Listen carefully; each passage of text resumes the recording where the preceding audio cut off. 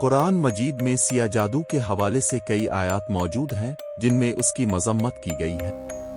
سب سے مشہور آیت سورۃ البقرہ 2:102 میں ہے، اور انہوں نے ان چیزوں کے پیچھے پیروی کی جو شیطان سلیمان کی بادشاہت میں پڑھتے تھے، اور سلیمان نے کفر نہیں کیا لیکن شیطانوں نے کفر کیا، لوگوں کو جادو سکھاتے تھے۔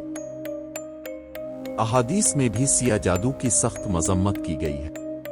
نبی کریم نے فرمایا، 7 مہلک چیزوں سے بچو۔ صحابہ نے پوچھا، یا رسول اللہ، وہ کیا ہیں؟ اپنے فرمایا، تو اللہ کے ساتھ شرک کرنا، جادو کرنا، ناحق کسی کی جان لینا، یتیم کا مال کھانا، سود کھانا، جنگ کے دن پیٹھ دکھانا، اور پاک دامن بھولی بھالی ایمان والی عورتوں پر تہمت لگانا۔ صحیح بخاری و صحیح مسلم۔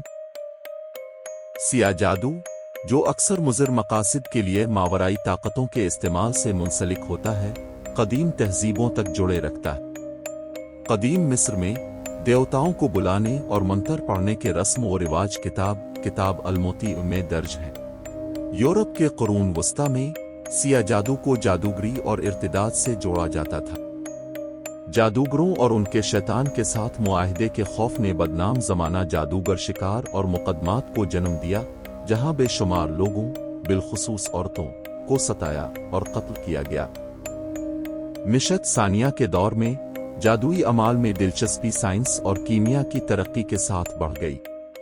ملکہ الزبتھ اول کے مشیر جان ڈی جیسے شخصیات نے علم نجوم اور دیگر مخفی علوم کی تحقیق کی، جس میں جادو اور ابتدائی سائنسی تحقیق کو ملا دیا گیا۔